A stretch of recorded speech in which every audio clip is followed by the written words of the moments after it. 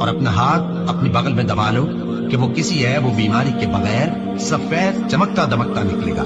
یہ دوسری نشانی ہے تاکہ ہم تمہیں اپنے بڑے بڑے نشانات دکھائیں۔ تم فرعون کے پاس جاؤ کہ وہ سرکش ہو رہا ہے۔ کہا اے میرے پروردگار، اس کام کے لیے میرا سینہ کھول دے اور میرا کام آسان کر دے اور میری زبان کی گرہ کھول دے تاکہ وہ میری بات سمجھ لے، اور میرے گھر والوں میں سے ایک کو میرا وزیر یعنی مددگار مقرر فرما، یعنی میرے بھائی ہارون کو۔ اس سے میری کمر کو مضبوط کر اور اسے میرے کام میں شریک کر تاکہ ہم تیری بہت سی تسبیح کریں اور تجھے کثرت سے یاد کریں۔ تو ہم کو ہر حال میں دیکھ رہا ہے۔